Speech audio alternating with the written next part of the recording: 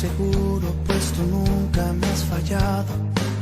Aunque camine a oscuras, tú estás a mi lado. Y ya no temo a nada, sé que estás aquí. Confío en ti. Ya no me apoyo en mi supuesta fortaleza. Me confunde mi pecado, mi tibieza. Eres amor, tan solo amor, confío en ti. Confío en ti. Pues siendo Dios me tratas como a un buen amigo. De tu dulce amor he sido tu testigo. Eres mi todo, eres la fuerza que hay en mí. Confío en ti. Porque tu sangre ha lavado mi tristeza y no te asusta mi pecado, mi tibieza. Eres tan grande, eres tan Dios, eres tan todo para mí. Confío en ti, porque la vida que me has dado se renueva y me has sacado del oscuro de esta cueva y mendigando amores falsos vuelvo a ti.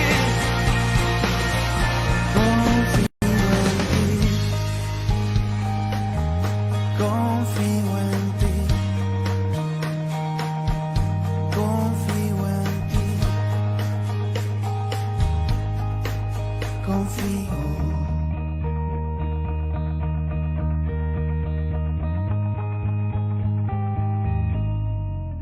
Confío en ti, mi vida entera está sujeta entre tus manos. Me has sostenido, soy tu hijo y soy tu hermano. ¿Cómo temer si yo te tengo junto a mí? Confío en ti, que siendo Dios me tratas como a un buen amigo. De tu dulce amor he sido tu testigo. Eres mi todo, eres la fuerza que hay en mí.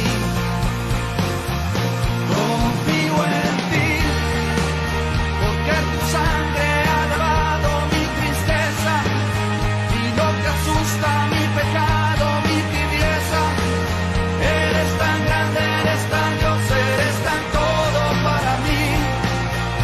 Confío en ti, porque la vida que me has dado se renueva y me has sacado del oscuro de esta cueva y mendigando amores falsos vuelvo a ti. Confío en ti, confío en ti, confío en ti, confío.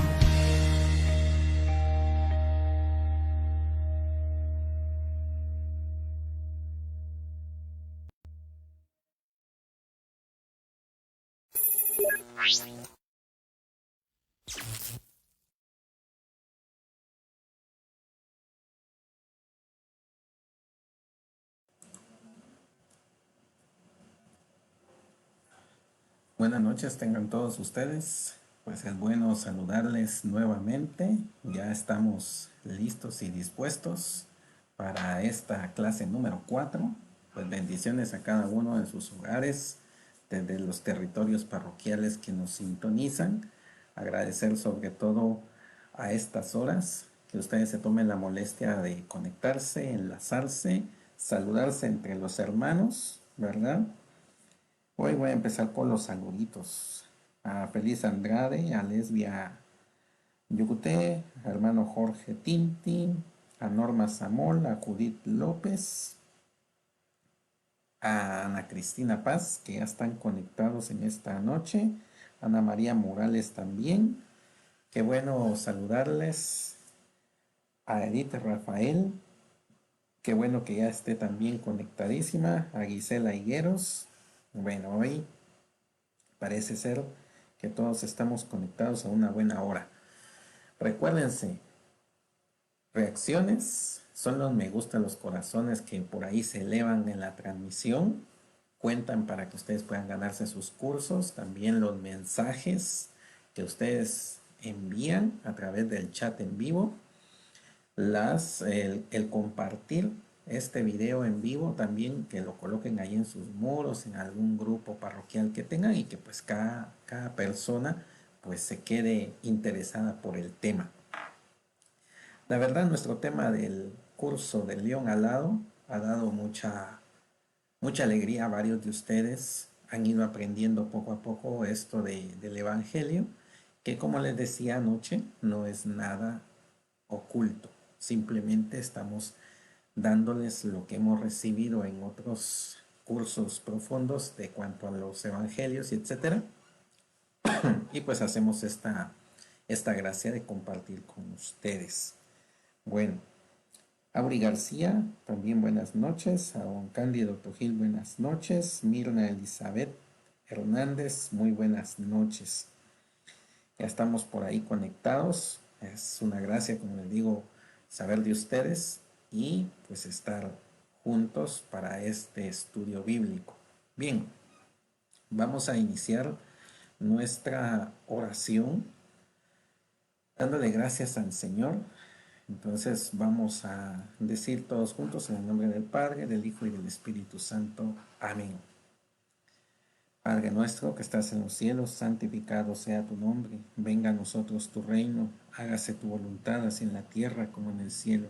El pan nuestro de cada día, dánoslo hoy. Perdona nuestras ofensas, como también nosotros perdonamos a los que nos ofenden. Y no nos dejes caer en tentación, mas líbranos de todo mal. Amén. Dios te salve María, llena eres de gracia, el Señor es contigo. Bendita eres entre todas las mujeres y bendito es el fruto de tu vientre Jesús.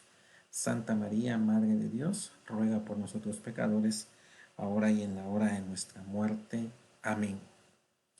Escuchemos ahora la oración de las 3 glorias de San Jerónimo. En el nombre del Padre, del Hijo y del Espíritu Santo. Amén.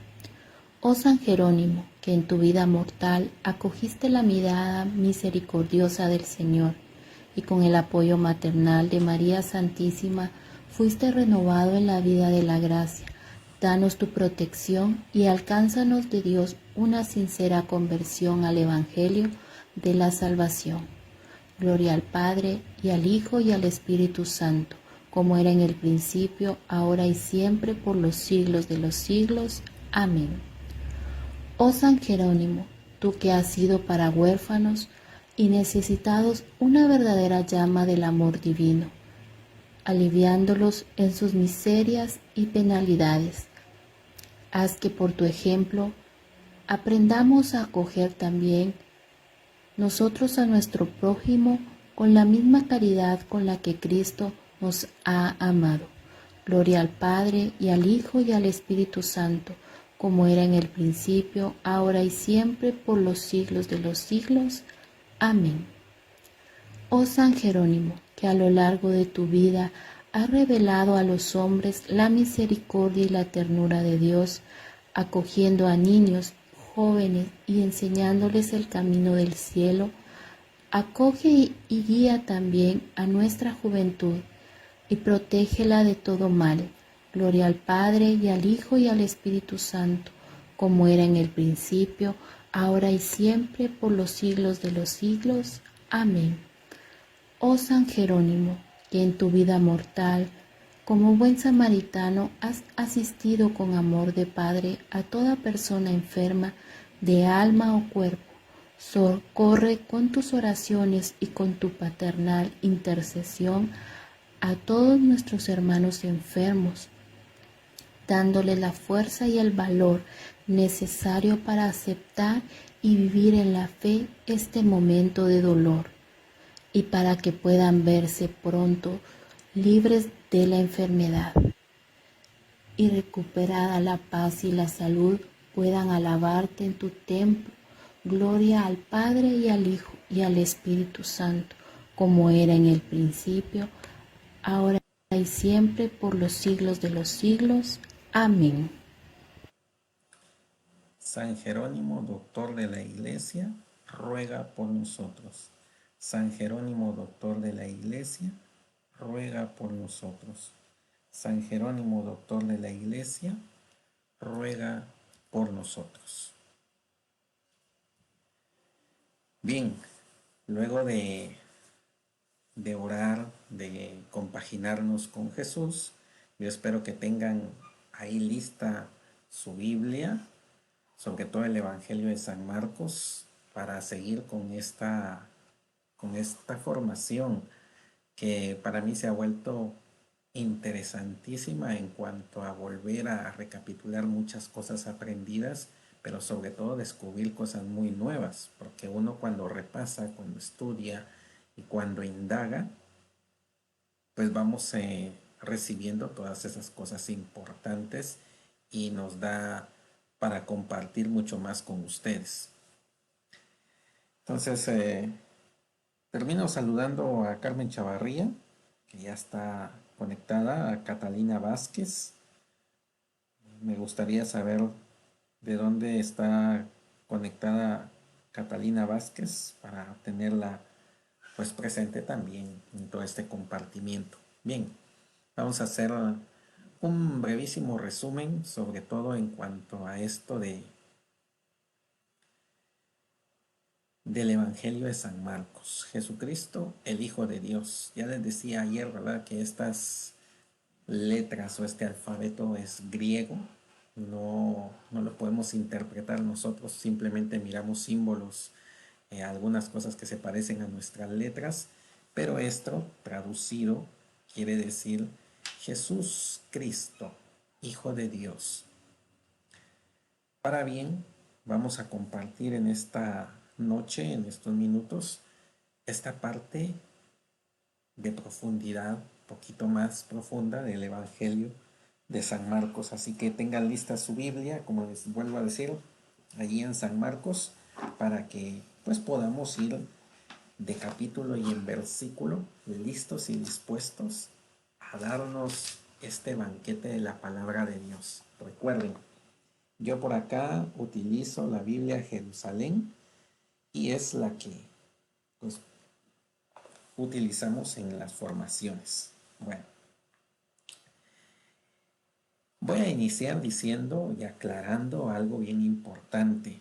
Resulta que en muchas versiones de las Biblias impresas, por supuesto, al final de las Biblias o en medio, a veces encontramos unos mapitas, ¿sí? La Biblia Jerusalén, ¿verdad? Voy a hacer un acercamiento de cámara aquí, pues también lo tiene, ¿sí? Y uno dice, ¿y para qué me pusieron los, los dibujitos y los mapas y tanta cosa? Y ahí los dejamos. No revisamos nada en cuanto a los mapas que aparecen en nuestra Biblia. Entonces, necesitamos también, yo quiero, o les invito, mejor dicho, a que ustedes revisen ahí en sus Biblias si tienen algunos mapas, ¿sí? Ya sea al final de su Biblia o en medio, o unas Biblias que he visto las traen justo antes de iniciar los evangelios. Bueno, ¿para qué traigo esto a colación? En primer lugar, lo traigo a colación porque es necesario que entendamos y nos ubiquemos no solo en el lenguaje literario, sino que en tiempo y espacio, en cuanto se movía Jesús en aquellos tiempos, ¿sí? Entonces, esto nos sirve mucho para entender cómo se moviliza Jesús, qué hace Jesús y sobre todo, dónde es que suceden las cosas importantes en cuanto al Evangelio de Marcos. Voy a hacer un acercamiento al mapa para que lo puedan ver ustedes de mejor manera. Resulta que San Marcos habla en su evangelio de una Galilea, pero contiene dos civilizaciones o dos entes sociales, los judíos y los paganos. Si ustedes pueden ver en la parte del mapa que les traigo, dice Galilea, pero está superior e inferior. En tiempos de Jesús estaba dividida de esta manera porque unos estaban en la parte alta, obviamente, ¿verdad? Y en la parte baja, pero era porque en la parte inferior o baja, voy a subir el mapa para que le pongan atención, en la parte inferior está dividida por Samaria y más abajo aparece Judea y ahí Jerusalén, ¿sí? En esta partecita aparece Jerusalén, ahí donde les estoy moviendo la manita. Bueno, entonces no importa si está en blanco y negro, la idea es que ustedes lo puedan tener y ver y ubicarse en esos mapas y empezarlos a estudiar un poquito para entender lo que el evangelista Marcos y los demás nos dan a interpretar. Bueno, resulta que Jesús se mueve a lo largo de Galilea, pero en el mar de Galilea hay dos orillas, según San Marcos, ¿sí? Aquí está el mar de Galilea y ahí se mueve la evangelización de Jesús, el anuncio del reino. Entonces, todo esto es bien importante de notarlo en cuanto nosotros estamos leyendo nuestra palabra de Dios. Por ello, les traje hoy este mapita. Galilea, país donde existen judíos y paganos, y que no estaba tan distante de Jerusalén. 140 kilómetros caminando, pues para los que les gusta salir de viaje, 140 kilómetros no está lejos, inclusive está sumamente cerca de nuestros lugares, ¿verdad? Aquí pasándolo a kilómetros de Guatemala. Bueno, entonces, haciendo este breve resumen, que Galilea es un país donde existen judíos y paganos, o sea, una Galilea superior y una inferior, el lago, el mar de Galilea, se convierte en esa parte importante. El anuncio del reino, la proclamación del reino. Bueno, en tiempos de Jesús es la Palestina de Jesús. Veamos aquí algo importante. Les invito nuevamente a el capítulo 4 y 5 del Evangelio de San Marcos. En el capítulo 4 de San Marcos está el hecho de la parábola del sembrador. Una vez más se puso a enseñar a orillas del mar, pero se reunió tanta gente junto a él que hubo que subir a una barca. Ya en el mar se sentó, mientras toda la gente se quedaba en tierra a la orilla del mar. Les enseñaba muchas cosas por medio de parábolas. Les decía en su instrucción. Fíjense bien cómo San Marcos utiliza esta gracia importante de decir instrucción. Y él les empieza a dar una enseñanza, una doctrina importante. Bueno, para luego decir que en el capítulo 5, ¿verdad? Dice, después llegaron al otro lado del mar, a la región de los Gerasenos. Apenas saltó de la barca, vino a su encuentro de entre los sepulcros un hombre con espíritu inmundo que moraba entre los sepulcros. Si se dan cuenta, ya acá hay un movimiento entre esto que Marcos quiere denotar, ¿sí? Judíos, paganos, lugares. Jesús va de un extremo al otro. Por lo tanto, estas orillas son diferentes, una orilla judía y una orilla pagana, de las cuales él, el evangelista San Marcos, no pone una diferencia en cuanto que Jesús prefiera estar en un lado o estar en el otro. Inclusive día y noche se va moviendo o al atardecer. Pero resulta un dato curioso ayer que estábamos hablando del Evangelio, siempre el Evangelio de Marcos, cómo los fariseos, estos interlocutores, intérpretes que aparecen ahí dentro de su Evangelio, vamos a ver que en el capítulo 6, 53, a ver, vamos de una vez. Terminada la travesía, llegaron a tierra de Genezaret, ¿sí? Recuérdense que acabamos de estar leyendo en el capítulo 5:1. Después llegaron al otro lado del mar, a la región de los Gerasenos. Iba a pasar todo el capítulo 5 hablando, curando. Luego en el capítulo 6:1 salió de ahí y se dirigió a su patria, seguido por sus discípulos. Cuando llegó el sábado se puso a enseñar en la sinagoga, ¿sí? Para luego decir en el 6:53, terminada la travesía llegaron a tierra de Genezaret y atracaron. Apenas desembarcaron, le reconocieron enseguida. Recorrieron entonces toda aquella región y comenzaron a traer a los enfermos en camillas donde oían que él estaba. Y donde quiera que entraba, en los pueblos, ciudades o aldeas, colocaban a los enfermos en las plazas y le pedía que les dejara tocar siquiera la orla de su manto, y cuanto la tocaron quedaron curados.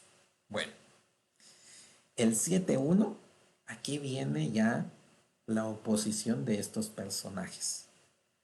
Dice, acudieron donde él los fariseos, así como algunos escribas venidos de Jerusalén.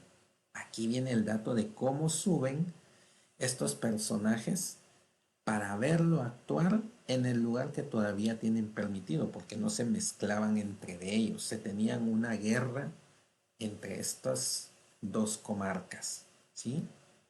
Una superior a la otra o inferior a la otra, pero era una división que en tiempos de Jesús daba de qué hablar. Bueno, para luego este mismo capítulo 7 nos va a llevar el recorrido. Por eso es tan importante la Biblia Jerusalén, o algunas que tienen los subtítulos en los capítulos. Va a decir en el 7:14, doctrina sobre lo puro e impuro. Porque Jesús se ve, tiene esa oportunidad de decirles a aquellos personajes que están cometiendo ciertos errores, que no es eso lo que deben de tomar en cuenta, sino que otra doctrina que él está enseñando. Bueno, 7, 24, 26. ¿Qué pasa aquí? Curación de la hija de una sirofenicia. Fíjense bien lo que está pasando aquí y lo que nos da a entender. Sirofenicia. Jesús partió de ahí y se fue a la región de Tiro. Entró en una casa y aunque no quería que la gente lo supiese, no logró pasar inadvertido. Vean el movimiento que tiene San Marcos al decir que Jesús ya es una persona que lo reconocen muchas personas. Pero ojo, ayer dijimos algo bien importante. ¿Quién es Jesús? El punto medular del Evangelio de San Marcos está en el capítulo 8, ¿sí? Donde él va de camino con sus discípulos, les pregunta caminando, ¿qué dice la gente quién soy yo? ¿Sí? Vean esta parte tan importante. Entonces, enseguida, una mujer que había oído hablar de él y cuya hija estaba poseída por un espíritu inmundo, vino y se postró a sus pies. Esta mujer era griega, sirofenicia de nacimiento, y le rogaba que expulsara de su hija al demonio. Él le dijo, espera, que primero se sacien los hijos, pues no está bien tomar el pan de los hijos y echárselo a los perritos. Pero ella le respondió, sí, señor, pero también los perritos comen bajo la mesa migajas de los niños. Él entonces le dijo, por eso que acabas de decir, puedes irte. El demonio ha salido de tu hija. Volvió a su casa y encontró que la niña estaba echada en la cama y que el demonio se había ido. Entonces, este encuentro con la pagana, aquellos que han subido de Jerusalén, lo ven, lo saben, lo analizan y es punto de contradicción para su doctrina. Entonces, aquí en el capítulo 8, ¿verdad? Está la introducción de esta nuestra sesión número 4. Orilla judía, 8:10. Veamos qué sucede. Subió Jesús a la barca con sus discípulos y se fue a la región de Dalmanutá. Otra vez, ¿sí? Va a subir, va a estar en esa ciudad. Por eso la importancia de los mapas. Ustedes pueden ir tomando notas y decir, y buscar en sus mapas y decir, sí, se fue para acá, bajó para acá, subió nuevamente, pasó a este lado. Por eso hacen acercamientos de los mapas en cuanto al mar o al lago de Galilea, como quieran llamarle. Porque ahí Jesús está anunciando el reino de Dios. Bueno, luego en el 8:13 es la orilla opuesta. Veamos lo que dice. Y dejándolos, se embarcó de nuevo y se fue a la orilla opuesta. Cuando nosotros empezamos a estudiar y a profundizar en pequeñas palabras que el evangelista nos quiere enseñar, entonces nuestra mente se va abriendo, ¿sí? Una y otra vez, ¿sí? Jesús tiene contacto con judíos, con paganos. Encuentra en una pagana una fe mayor que la de los judíos, pero solo la pone como muestra. No dice los paganos son mejores o los judíos son mejores. Simple y sencillamente les da una doctrina. Pero aquí los señores fariseos, los maestros de la ley, los escribas, están teniendo esta pugna, esta tirria. Por lo tanto, podemos concluir en esta primera parte de esta nuestra introducción de la Ascensión 4 que Marcos nos coloca una Galilea que no tiene fronteras, que no tiene distinciones en cuanto si son paganos o son judíos. El Evangelio, la buena nueva, ¿sí? El principio, el comienzo de la buena nueva es tanto para judíos como para paganos. Vean qué importancia le da Marcos a esta parte. Y es que como el Evangelio de San Marcos está dirigido para estos paganos, pues definitivamente tiene que ir y pescarlos a través de sus escritos. Bueno, esta ha sido la primera parte en cuanto a la introducción de esta sesión número 4.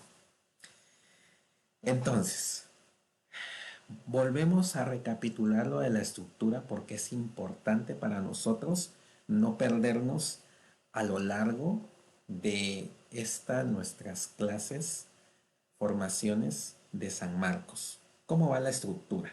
Bueno, hemos dicho que el prólogo, ¿sí? Capítulo 1, del 1 al 13, para saber cómo es Jesús, quién es Jesús, ¿sí? Luego, la primera parte, ¿quién es Jesús? Debemos aprenderla hasta antes de la pregunta que Jesús le lanza a sus discípulos. Y obviamente la respuesta de Pedro, ¿sí? Luego, para que nosotros entendamos que el Mesías, ¿sí?, está embebido en el Evangelio de San Marcos, debemos leer del capítulo 1:14 al capítulo 8:30. Y ahí entonces nosotros vamos a encontrar la gracia de conocerle como el Hijo de Dios, el ungido, el que trae la buena noticia. Y la segunda parte, en cuanto al Evangelio de San Marcos, ¿cómo es el Mesías? ya le reconoció a aquellos que está preparando para la misión. Entonces, ¿cómo es Él? Él muere en la cruz con esta forma débil, porque todos querían un hombre que los liberara de aquella opresión romana, ¿sí?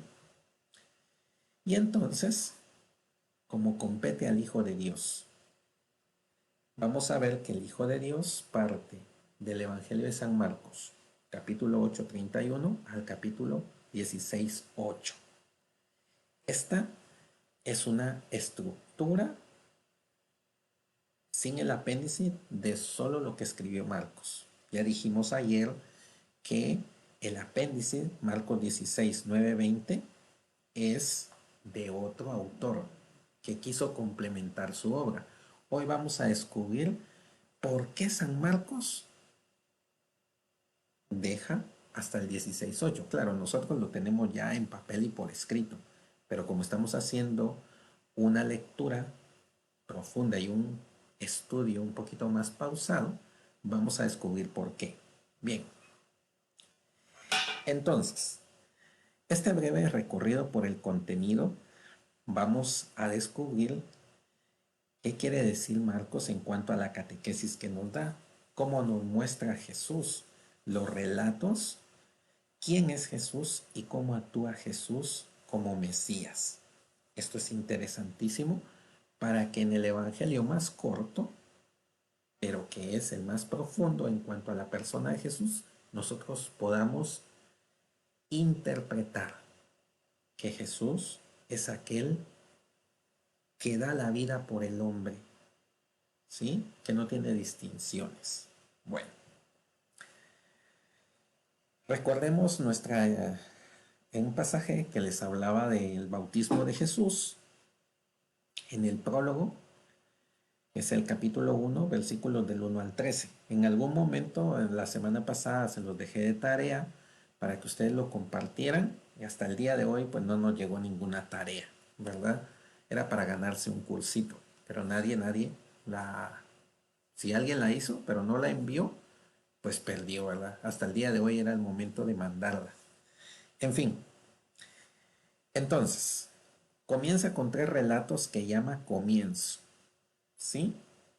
San Marcos nos está invitando a que este comienzo, este principio, podamos darle 3 connotaciones. Esto lo vemos en una traducción de Biblia griega. Puede significar un inicio cronológico de algo o también un fundamento o una premisa. Les explicaba el día de ayer y hoy lo vuelvo a recordar que el Evangelio de San Marcos en el capítulo 1:1 dice, aquí estamos hablando del comienzo según la Biblia Jerusalén, pero si nos vamos a una Biblia peregrino, ¿sí? Yo por aquí las tengo las dos para hacerme un poquito más fácil la historia. Comienzo y en la Biblia de la América y la latinoamericana habla de principio, y la Biblia, la que no se las mostré ayer, pero la que tiene latín, griego y español, habla de principio, porque Génesis 1:1 nos va a hablar del principio. En el principio. San Marcos quiere denotarnos y darnos elementos claves para entender cómo debemos de regresar siempre a ese inicio, a ese principio, para reconocer la grandeza de Dios.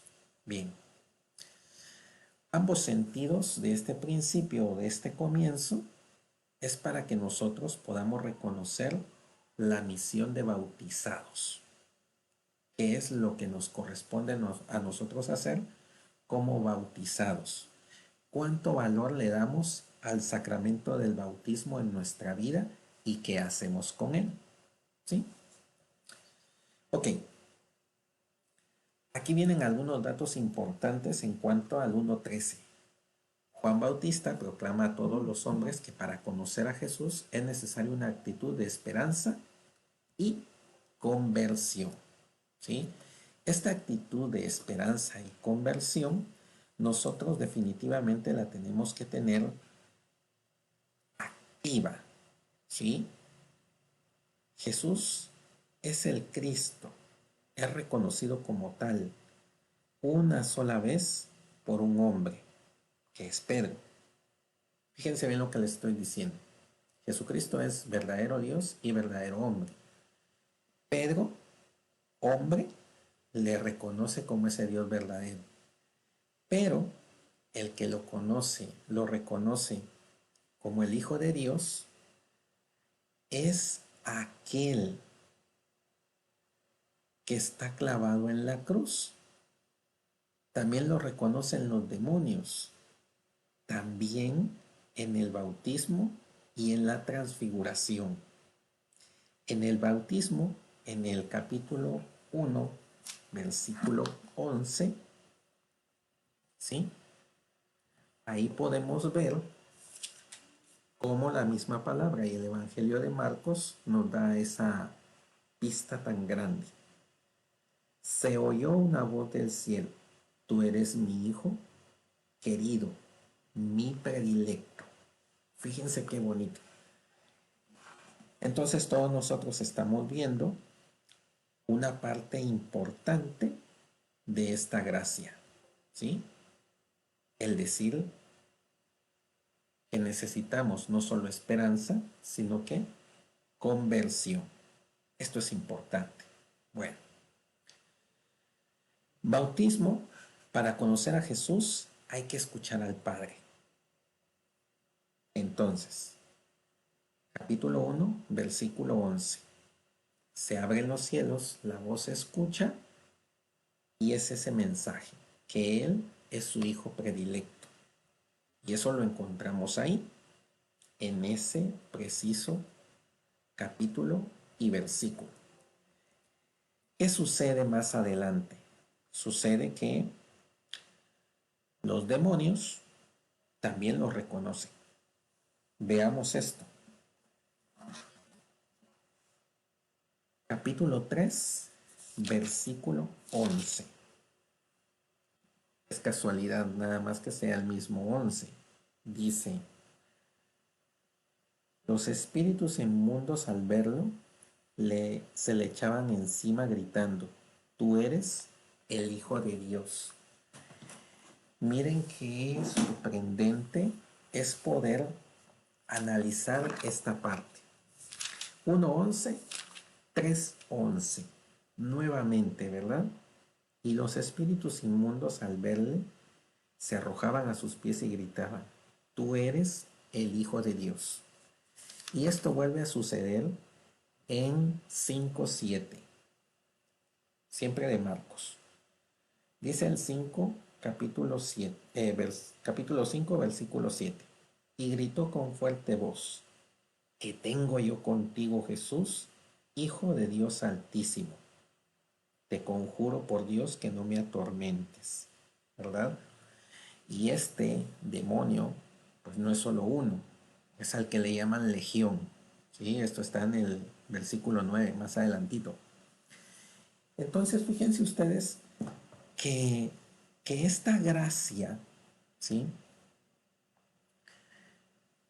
San Marcos la está llevando a un punto en el cual nosotros debemos de denotar hacia dónde está yendo el mensaje, ¿sí? Hacia dónde va. Y aquí viene nuestra gran incógnita de esta primera parte del tema. Los demonios lo saben, saben quién es Él. Los hombres se preguntan: ¿quién es este? ¿Sí? ¿Qué es esto? Todos aquellos en esta primera parte de la sección de Marcos, Dios lo revela como su hijo predilecto, pero los demonios le reconocen instantáneamente. Y los hombres, simple y sencillamente, se están preguntando, ¿quién es este?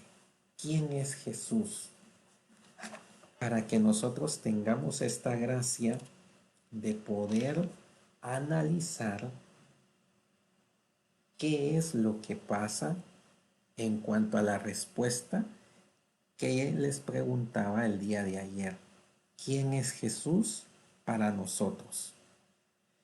¿Quién es Jesús en cuanto nosotros le conocemos, le amamos y le adoramos? Pero recuerden algo que acabamos de ver. Los demonios le reconocen. El mismo Padre Dios nos lo da a conocer. Y sin embargo, el hombre, según San Marcos, le está diciendo, y esto lo podemos ver en el capítulo 6, se los leo, 6 y siguientes. Salió de ahí y se dirigió a su patria, seguido por sus discípulos. Cuando llegó el sábado se puso a enseñar en la sinagoga. La multitud al oírle quedaba maravillada y se preguntaba, fíjense bien aquí las preguntas, ¿de dónde le viene esto? ¿Quién le ha dotado de esta sabiduría? Y esos milagros hechos por sus manos. ¿No es este el hijo del carpintero, el hijo de María y hermano de Santiago, José, Judas y Simón? ¿Y no están sus hermanas aquí entre nosotros? Y se escandalizaban a causa de él. Entonces, queridos hermanos, para esta primera parte vamos a dejar abierta la pausa y los mensajitos para que ustedes, pues si tienen alguna duda, alguna pregunta, algún comentario, me los puedan hacer saber, ¿verdad? Y escribir ahí qué les ha parecido esta primera parte de la sesión 4 del Evangelio según San Marcos, o como le hemos titulado nosotros a nuestro curso, el Evangelio del León Alado. Mientras ustedes hacen sus preguntas, sus consultas, o quieren mandar algún mensajito de cuanto a esto que les pregunté, ¿qué les ha parecido esta parte? Pues yo voy a leer algunos mensajitos y saludar a algunos de ustedes que no les he saludado. Bueno.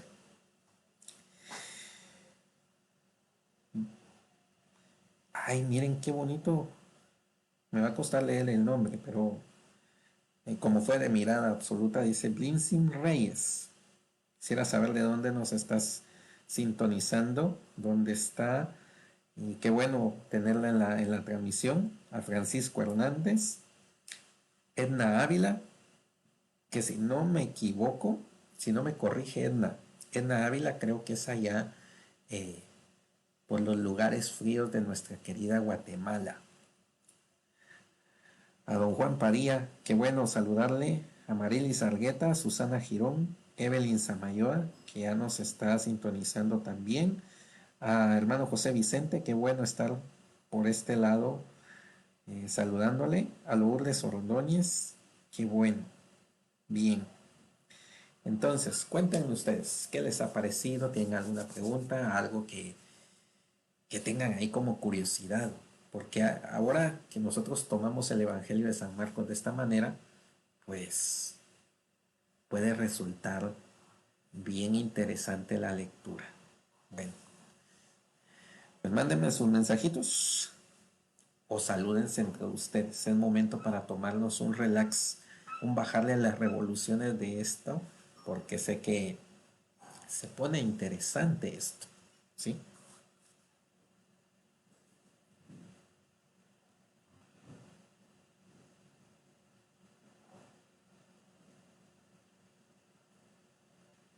Échenle un vistazo también a sus, cuando ya tengan un tiempito, pues échenle un vistazo a sus mapas y entonces van a ir entendiendo qué está pasando. Por ejemplo, la Biblia Jerusalén tiene Palestina en el Antiguo Testamento, Jerusalén en el Antiguo Testamento, cerquita a las ciudades, etc. También tengo mapas en blanco y negro, Egipto, Palestina, todo esto que se mueve tan importante, distribución de las tribus, para que entendamos también el Antiguo Testamento y etcétera. Y sobre todo, Jerusalén en el Nuevo Testamento. Estos mapas son importantes. Palestina en el Nuevo Testamento es importante, ¿verdad? Aquí se los voy a presentar un poco, ¿verdad?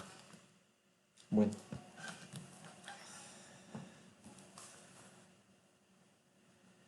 Levia Yucuté dice, me sorprende muchos datos importantes que desconocía, específicamente el Evangelio de San Marcos. Ay, yo creo que aquí nos está... Voy a saludar a Padre Manuel Chacón, si no estoy mal, de allá de la parroquia Preciosísima Sangre, o Sangre de Cristo, Preciosísima Sangre.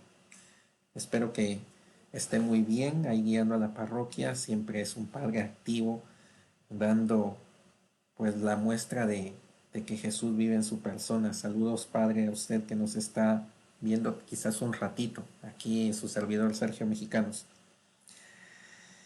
Bueno, interesante, dicen algunos, en mi Biblia los mapas están en las últimas hojas.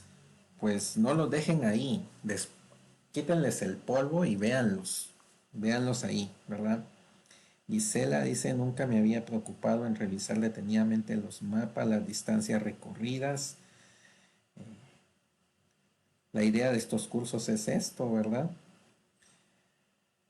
Pues bueno, continuemos, ¿verdad? Continuemos porque el tiempo nos apremia. El tiempo a veces en estas transmisiones no los queremos hacer tan largos, pero y tampoco tan cortos. Es importante leerlos, ¿verdad? Ya en el de octubre se me está ocurriendo, ¿verdad?, hacer el curso de transmisión en Facebook, pero estar enlazados en Zoom para que nos podamos ver unos a otros y preguntar inmediatamente, que eso es mucho más práctico. Pero déjenme hacer algunos arreglitos por ahí para que ya estoy hablando del curso de octubre. Pues sí, va a haber un cursito ahí en octubre, bonito, condensado para nuestra Madre, la Virgen del Cielo, en la advocación de Nuestra Señora del Santo Rosario. Bien. Bueno, continuemos. Regresemos al éxtasis de San Marcos y esta palabra que no nos deja y no nos debe de dejar de sorprender día con día. Bien. Volvamos a retomar las partes en cuanto se distribuye el Evangelio de San Marcos. Esta primera parte, como les decía, la tenemos que tomar del capítulo 1, versículo 14. Nos leemos toda esa parte hasta llegar al capítulo 8, versículo 30. ¿Quién es Jesús? Aquí vamos a descubrir que Jesús es el Mesías. Y vamos a hacer una lectura rápida de los títulos y subtítulos.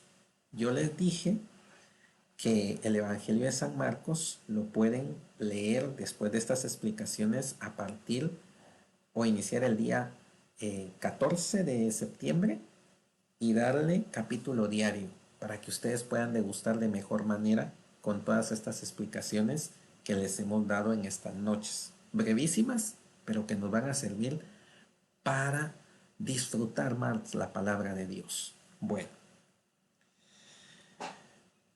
Primera sección de esta primera parte. Se divide en tres. Jesús anuncia el reino de Dios y se revela como Mesías. Y los fariseos no lo reconocen por su dogmatismo. ¿Sí? Son dogmáticos. Puritanismo y legalismo. ¿Sí?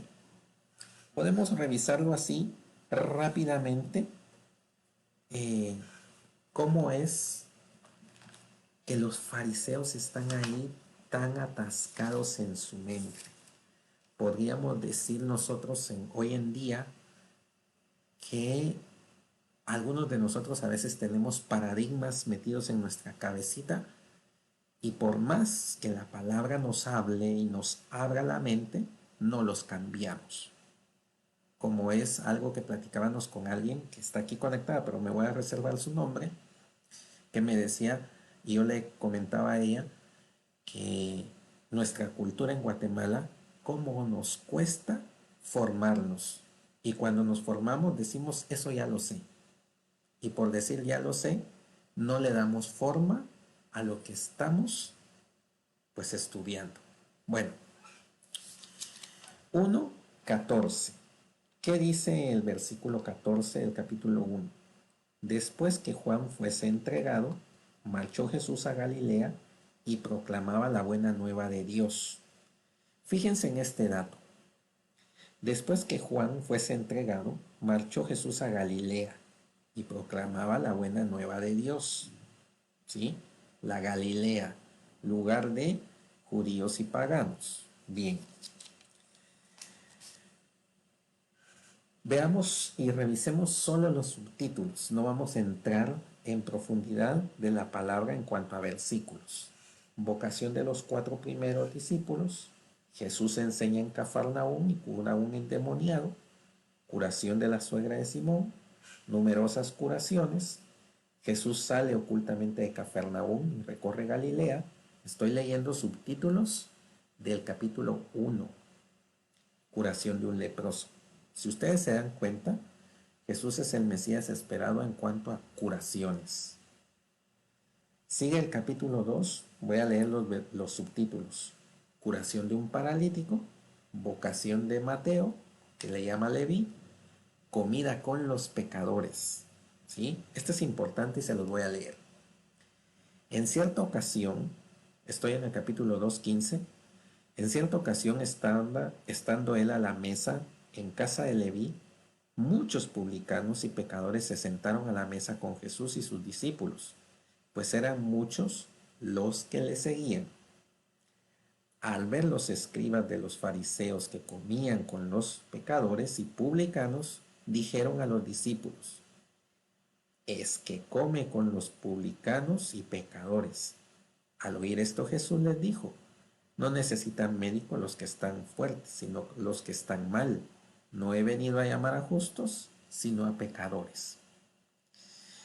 Ven cómo San Marcos aproxima inclusive a estos señores, ¿sí?, que están metidos en su dogmatismo, en el puritanismo, en lo legal. Bueno, discusión sobre el ayuno, las espigas arrancadas el sábado.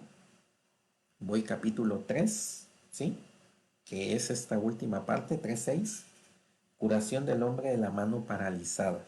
Y en el versículo 6 del capítulo 3 dice, en cuanto salieron los fariseos, se confabularon con los herodianos contra él para ver cómo eliminarlo. El Mesías, Jesús, el ungido, en el cual se están viendo muchas señales, ya lo están señalando y viendo cómo eliminarlo. Algunos de nosotros hemos pasado estas situaciones en nuestra vida y pues hay que tener ese cuidado, ¿sí? Sección número 2. Jesús anuncia el reino de Dios y se revela como Mesías, ¿sí? No es el Mesías en cuanto a las curaciones, porque ahí él sigue mucha gente. Esto es lo que San Marcos también nos enseña. Y entonces el pueblo en su mayor parte no lo reconoce. Veamos por qué. Capítulo 3, versículo 7. Y va al capítulo 6, versículo 6a. Bueno, ¿qué dice el 3:7? Jesús se retiró con sus discípulos hacia el mar y le siguió una gran muchedumbre de Galilea, también de Judea, la parte baja, ¿sí? Y va hacia la parte alta.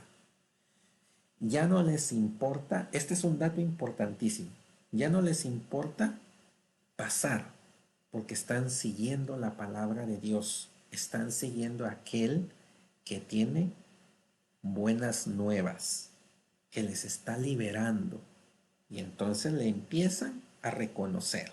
Bueno, aquí se va a dar en el capítulo 3 de San Marcos la institución de los 12. Los parientes le buscan, calumnias de los escribas, el verdadero parentesco de Jesús, la parábola del sembrador, hasta llegar al capítulo 6, 6a. ¿Qué dice este versículo importante? Recuérdense que los versículos, cuando tenemos la literal A, B o C, es la primera parte, cuando el punto y seguido, ahí dividimos los versículos con literal A. El 6a dice: Jesús quedó asombrado de su falta de fe. Ese es el versículo 6a. Jesús se quedó asombrado de su falta de fe.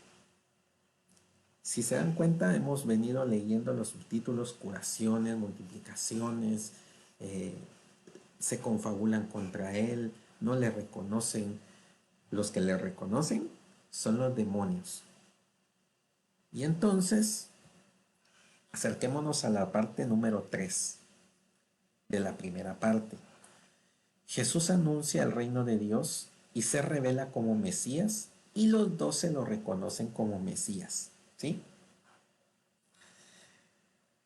Julián Quintanilla, qué bueno saludarle, hermano. Gracias por sus saludos. Es que a veces bajo la vista al celular para ver cómo están sus mensajitos, ¿verdad? Pero es una gracia, ¿sí? Es una gracia poderles saludar y llevar este pequeño curso. 6b. Misión de los 12. Y empieza: Jesús recorría los pueblos del contorno enseñando, ¿sí? Fíjense bien, es un círculo en el contorno de ese mar, de ese lago. Llamó a los 12 y comenzó a enviarlos de 2 en 2, dándoles poder sobre los espíritus inmundos, ¿sí? Y va a llegar hasta el 8:30.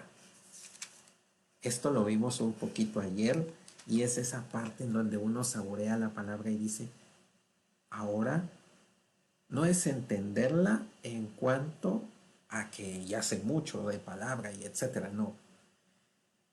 Es saborearla en cuanto a lo que me dice a mí. ¿Qué me dice la palabra de Dios? Y entonces la conversión debe de dar frutos en mi persona. 8:30 dice: entonces les ordenó enérgicamente que a nadie hablaran acerca de él. ¿Pero qué es? Es la pregunta central, la pregunta medular. Él les preguntó: pero vosotros, ¿quién decís que soy yo? Pedro le contestó: tú eres el Cristo. Entonces les ordenó enérgicamente que a nadie hablaran acerca de él. Y es que la orden iba dirigida a que nadie le ha visto como el Hijo de Dios.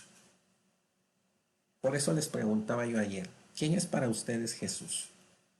Si decían es mi mejor amigo, pues hagan la analogía con su mejor amigo. ¿Cuántas veces ustedes visitan a su mejor amigo? Al que dicen ustedes que es su mejor amigo, en persona humana. Unas 20 veces al año, 50 veces al año, 100 veces al año. ¿Cuántas veces?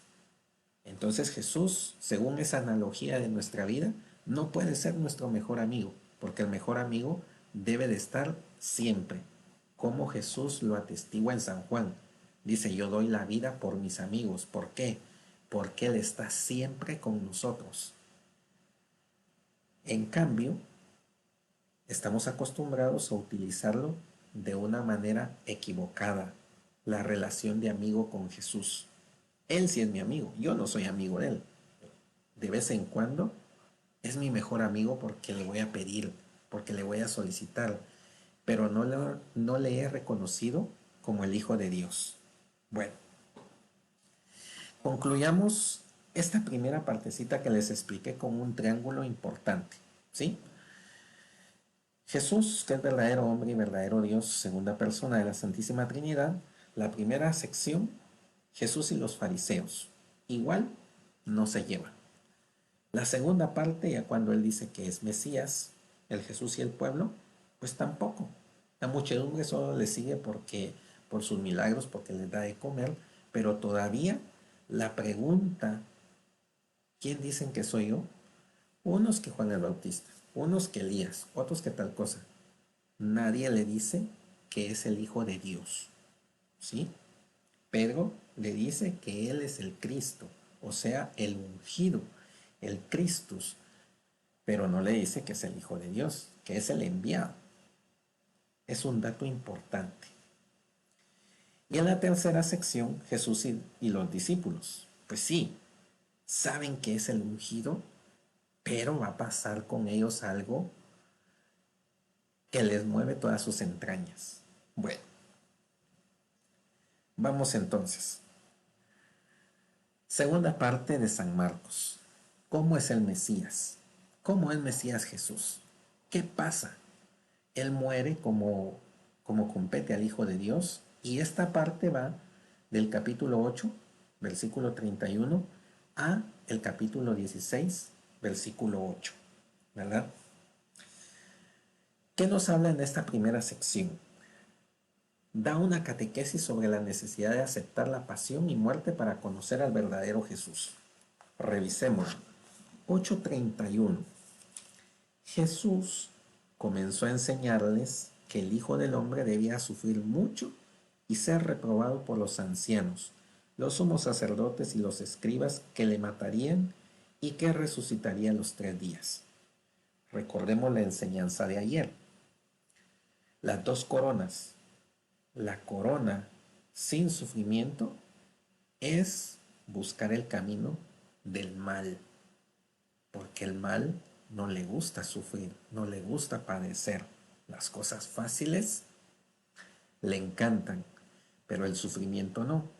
Por eso nosotros los cristianos estamos llamados a encontrarle un sentido al sufrimiento. Bien. En el versículo 34 y siguientes, condiciones para seguir a Jesús. Llamando a la gente a la vez que a sus discípulos les dijo. Vean que aquí San Marcos quiere decir que el discípulo siempre tiene que estar inmerso entre el pueblo. Si alguno quiere venir en pos de mí, niéguese a sí mismo, tome su cruz y sígame. Porque quien quiera salvar su vida, la perderá, pero quien pierda su vida por mí, por el Evangelio, la salvará. Pues, ¿de qué le sirve al hombre ganar el mundo entero si arruina su vida? O sea, la corona sin sufrimiento. ¿Qué puede dar el hombre a cambio de su vida? Porque quien se avergüence de mí y de mis palabras en esta generación adúltera y pecadora, también el Hijo del Hombre se avergonzará de él cuando venga en la gloria de su Padre con los santos ángeles. De aquí, también San Jerónimo, doctor de la Iglesia, trata esto, porque quien se avergüence de mí y de mis palabras, San Jerónimo dice, ignorar la palabra es ignorar a Cristo. Qué bonita esta parte. Bien, segunda sección. Da un prólogo de la pasión. Jesús proclama el reino en Jerusalén y es rechazado. ¿Sí? Segundo anuncio de la pasión, estoy en capítulo 9, versículo 30. Salieron de ahí y fueron caminando por Galilea. Él no quería que se supiera porque iba enseñando a sus discípulos. Les decía, el Hijo del Hombre será entregado en manos de los hombres. Lo matarán, mas a los 3 días de haber muerto resucitará. Pero ellos, que no entendían sus palabras, tenían miedo de preguntarle. Entonces, por eso, cuando San Pedro le dice que Él es el Cristo, el ungido, el enviado, le falta algo más por responder en esa famosa pregunta. ¿Sí? Luego, capítulo 11:1, entrada mesiánica a Jerusalén. Cuando se aproximaban a Jerusalén, cerca ya de Betfagé y Betania, al pie del monte de los olivos, envió a 2 de sus discípulos con este encargo: id al pueblo que tenéis enfrente, y no bien hayas entrado en él, encontraréis un pollino atado, sobre él que no ha montado todavía ningún hombre. Desatadlo y traedlo. Y si alguien os pregunta, ¿por qué hacéis esto?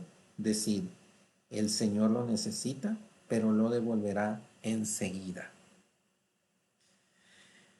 ¿Qué significa esto? El Imperio Romano tomaba y no devolvía nada.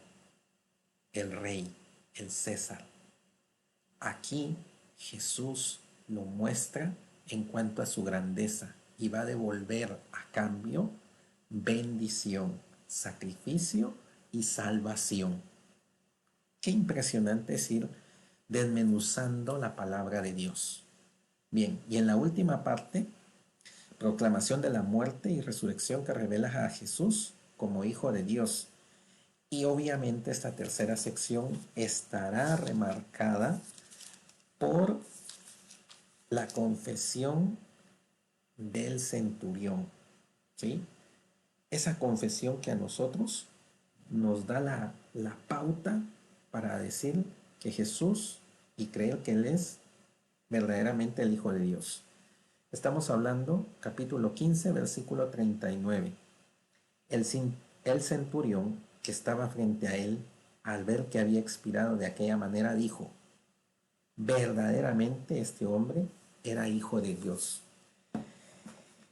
Y entonces aquí se consuma esa gracia de que San Marcos escriba, Marcos 1:1, comienzo del Evangelio de Jesús, Jesucristo, Hijo de Dios. Qué impresionante tener la confesión de un hombre que le falta fuerza al creer, pero que nos da esperanza en cuanto a la restauración de Dios, de Jesús mismo, y de que cualquier pagano, mostrando, viendo verdaderamente y creyendo con lo que está pasando, puede alcanzar la salvación. Bueno, resumamos esta parte que acabamos de ver. Siempre viendo a Jesús, solo que ahora en su sacrificio, en la muerte. La primera sección es la catequesis. ¿Cómo conocer a Jesús? Ahí tenemos que ir. Reconociendo como primera parte que Jesús nos invita a tomar la cruz amándola, no soportándola, cargándola, para salvarnos. Y la segunda parte, ¿por qué lo matan? No lo quieren, lo desprecian, piensan que va a ser una revolución y necesitan recuperar todo aquello que ha perdido y se ha perdido en las sinagogas. En fin, ya hablaremos de esto más adelante. Y la tercera parte, Jesús se revela, ¿verdad?, muriendo como el Hijo de Dios, en la voz del centurión, en la voz de ese pagano, y que obviamente se convertirá, no lo dirá el Evangelio, pero entre líneas, todo aquel que reconoce a Jesús. Por eso les hemos invitado a que la lectura principal de este curso sea Primera de Juan 5:13, porque todo lo que se ha escrito es para nuestra salvación. Muy bien. Vamos a irnos a la última parte. Hoy me tomé unos minutos más porque esto es tan interesante. Ya nos pasamos de la hora, pero vamos a concluir diciendo que ¿qué quiere decir ir a Galilea? Y esto lo vamos a dejar aquí, en tela de la espera en cuanto a la clase de la siguiente semana, día miércoles. ¿Qué quiere decir entonces ir a Galilea? Queridos hermanos en Cristo, esta ha sido nuestra cuarta sesión. Una cuarta sesión del Evangelio del León Alado. Este San Marcos evangelista que nos da la fuerza del león para no solo creer que tenemos la fuerza, sino que con la fuerza podemos transformar nuestra vida, nuestra conversión. Así que estos pasajes que hoy hemos visto así rápidamente puedan en nosotros hacer algo más grande que simplemente leer el Evangelio. Necesitamos pues hacer y vivir en nuestra vida cosas importantes, cosas que nos lleven a la gracia de Dios. Bueno, vamos a terminar con nuestra oración del día de hoy, siempre con la intercesión de San Jerónimo. Digamos juntos, en el nombre del Padre, del Hijo y del Espíritu Santo. Amén. Oración. Oh Dios, tú que concediste a San Jerónimo una estima tierna y viva por la Sagrada Escritura, haz que tu pueblo se alimente de tu palabra con mayor abundancia y encuentre en ella la fuente de la verdadera vida. Por nuestro Señor Jesucristo, quien vive y reina con el Padre en unidad del Espíritu Santo y es Dios por los siglos de los siglos. Amén. San Jerónimo, doctor de la Iglesia, ruega por nosotros. En el nombre del Padre, del Hijo y del Espíritu Santo. Amén. Bien, me despido de ustedes. Pasen muy buenas noches. Recuérdense, nos vemos el próximo miércoles respondiendo a la pregunta, ¿qué quiere decir entonces Galilea? ¿Para qué estamos nosotros llamados a esa tierra con San Marcos? Mientras se despiden ustedes de mensajito, yo les leo, les escribo y nos despedimos con nuestra alabanza y nuestro video promocional. Bendiciones, hasta el próximo viernes.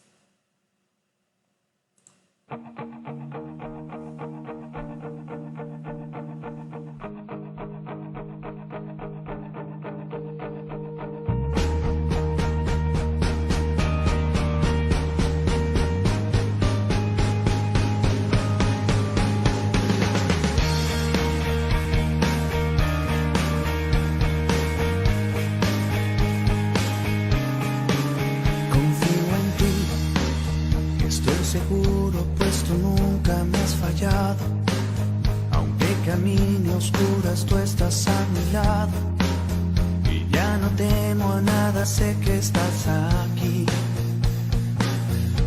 Confío en ti. Ya no me apoyo en mi supuesta fortaleza. Me confunde mi pecado, mi tibieza. Eres amor, tan solo amor, confío en ti. Confío en ti, pues siendo Dios me tratas como a un buen amigo. De tu dulce amor he sido tu testigo. Eres mi todo, eres la fuerza que hay en mí. Confío en ti, porque tu sangre ha lavado mi tristeza y no te asusta mi pecado, mi tibieza. Eres tan grande, eres tan Dios, eres tan todo para mí. Confío en ti, porque la vida que me has dado se renueva y me has sacado del oscuro de esta cueva y mendigando amores falsos vuelvo a ti.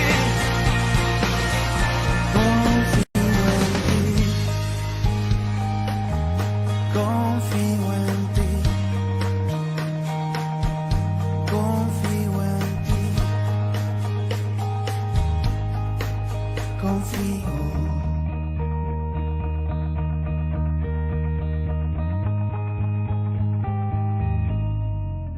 Confío en ti, mi vida entera está sujeta entre tus manos. Me has sostenido, soy tu hijo y soy tu hermano. ¿Cómo temer si yo te tengo junto a mí? Confío en ti, pues siendo Dios me tratas como a un buen amigo. De tu dulce amor he sido tu testigo. Eres mi todo, eres la fuerza que hay en mí. Confío en ti, porque tu sangre ha lavado mi tristeza y no te asusta mi pecado, mi tibieza. Eres tan grande, eres tan Dios, eres tan todo para mí. Confío